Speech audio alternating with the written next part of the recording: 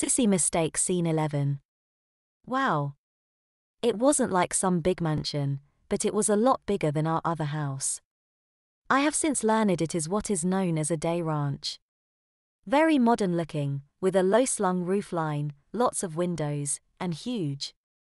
I remember at the time thinking it must have been hundreds of feet long, but of course that was 9-year-old eyes. Mother and I just sat looking for the longest time, when she finally broke the silence. "Oh my, that's all," she said. Susan looked worried and asked to follow her in so we could get a good look. "I'm sure we can resell it if this isn't what you wanted, really." Mother opened her door and stood up, looking around at the yard and back at the house. As I opened my door and got out, she kept looking at the house from one end to the other. "Oh Susan, this is just beautiful. Are you sure this is our house? My goodness, can we please go in?" Susan laughed with a look of relief when Mother spoke again. "Oh, I'm so sorry, you said we were going to go in, I guess oh my." I hadn't seen Mother so tongue-tied ever. A few moments later, we all walked through the front door. Inside, the house was like nothing I had ever seen before, except on television maybe, or in some magazines. The wood floor gleamed and went everywhere. Huge windows greeted us when we walked in the front door and provided a view of tall green trees, beautiful shrubs, and a huge lawn that almost looked fake. Altogether, I think we must have spent a couple of hours with Susan showing us all around the house, and from at least 3 porches we saw the bulk of the yard surrounding the house. It was quite a day, and we hadn't even seen anything else yet. Susan told Mother she had already arranged with the movers to bring everything in the next day and that she had a special surprise for us. "I've arranged to have a decorator come in Friday with their folks to get everything placed and help you get things organized the way you want them. I hope that's okay with you. I know what a task it is to move across country and then have to spend weeks getting things put away again in a new house and in a new city." Mother expressed how grateful she was, and how lovely the house was.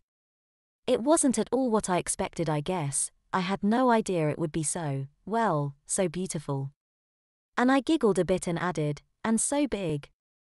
That afternoon, Susan drove us all around the area, and around downtown Portland to begin to get us familiar with how to get around. We saw so much that day it's hard to remember it all. Portland was, well, it was a small city, but it was a big city. I know it doesn't make sense, but I don't know how else to describe it. We all went out to dinner that night, and Susan told Mother she would meet us again in the morning to help us drive to the house. "Only tomorrow, you follow me in your car so you can start getting a feel for the area." The next day, after the 3 of us enjoyed our breakfast again, we set out to go to our new house. Mother asked about our car at the front desk, and less than 2 minutes later, it pulled up in front of the hotel. Susan pulled in front of our car and waited while we both got in ours.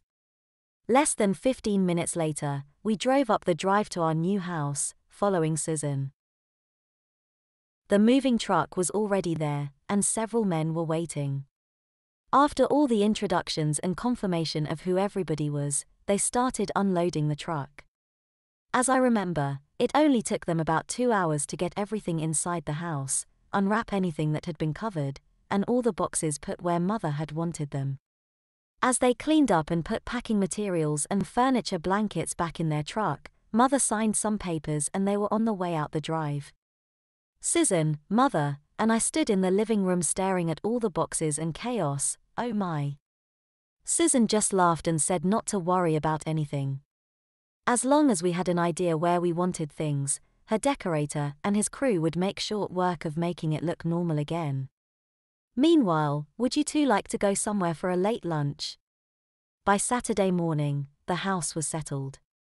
More or less, and Saturday evening Mother had checked us out of the hotel and we were sleeping in our new house. The first morning, after I was dressed, I remember looking all through the house for any unopened boxes. There were none. I guess I expected to find some boxes with my old clothes in them. When I figured out there were none, I think I was more relieved than anything. As we sat having our breakfast, I told Mother about my search and what I finally felt. she just smiled and patted my hand. I had grown to like the way I looked like in the mirror, and that mother was so supportive. It was what I had dreamed about, and here I was. It's sort of funny remembering back about it all. Then, I still loved opening my dresser drawers to find delightfully shiny, lacy panties and slips. And those training bras. Looking into my closet, all I had were dresses and skirts and, lining the floor, all those wonderful petticoats. Still all sort of a dream at that point. I don't remember when I began to feel truly comfortable walking out the door into plain sight of anyone that might be there. All the time we had spent with the real estate lady, Susan, I was, for the most part, silent. Afraid that somehow if I said anything she would realize I was a boy dressed like a girl. When I did speak, it was quietly and only a few words. Yes, fear is quite a force to deal with, and as time went by and I became more comfortable and, I guess, used to who I had become, I slowly became less afraid and instead concentrated on learning more and more. By September, Mother sat me down one day and asked what I thought about life as her daughter. I didn't know exactly how to respond to that question, but I tried. I had thought about it myself several times, but there was nothing I missed from what I then thought of as my prior life. It wasn't like I was an athletic type, so I certainly didn't miss sports things or any outdoors kind of things boys liked. And even though I was always being corrected for sitting with my legs apart, I didn't long to go back to wearing my jeans. I didn't like the idea of competing in every little thing. So, after a long pause, I told her I liked being who I was. She smiled and took my hand. I'm glad, honey, because even though it might be possible for you to go back to being a boy, it would certainly take some innovative thinking to explain your disappearance and the sudden return of David.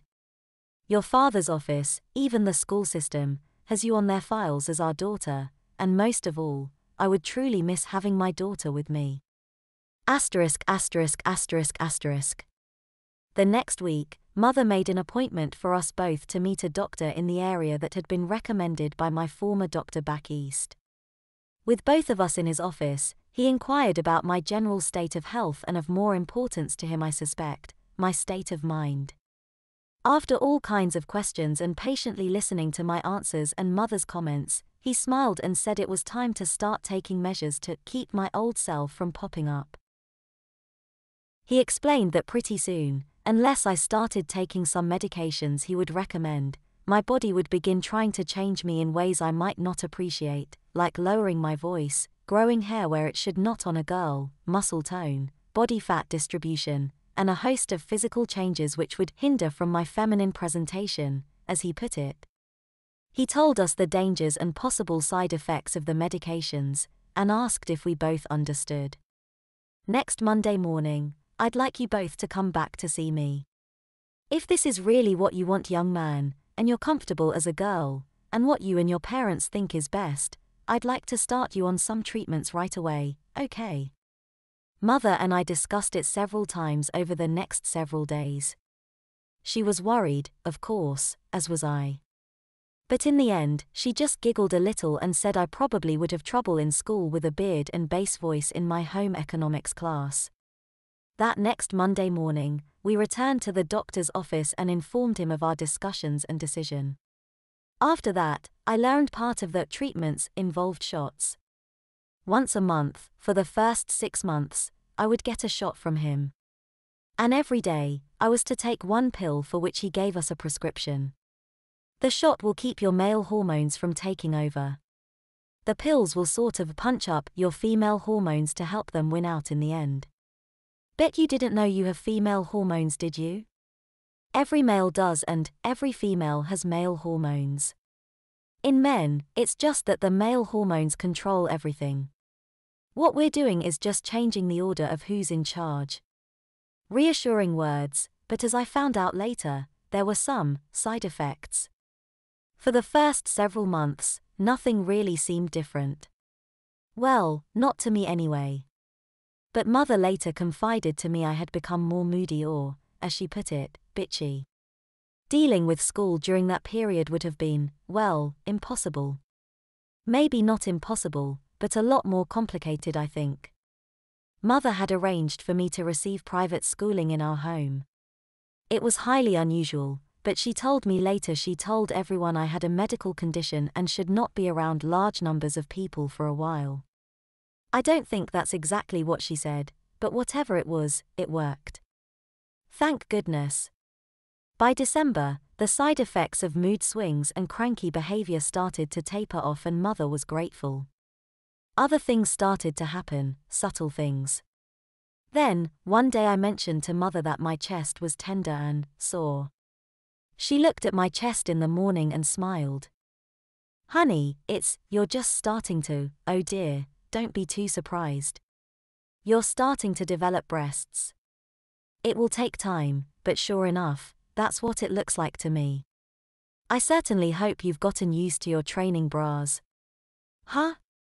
Up to then, I had spent the whole time learning so many new things. Mother had spent a good deal of time teaching me how to take care of myself. That is, my hair, skin, and things like that. She taught me homemaking skills like ironing, not so fun, cooking, cleaning, how to set a proper table. Things, I suppose, girls learn. She even bought me a sewing machine and gave me weeks of instruction and coaching on repairing clothes, as well as sewing my own dresses and skirts. And of course, all along the way, Mrs. Marsh came by Monday through Friday to take care of my school obligations. She and I became close, even if she was a teacher. And now I had this new thing going on, breasts. I just didn't quite imagine I would really grow them. Would it mean I was never going to be a boy again? Was that okay? Why can't they grow a lot faster?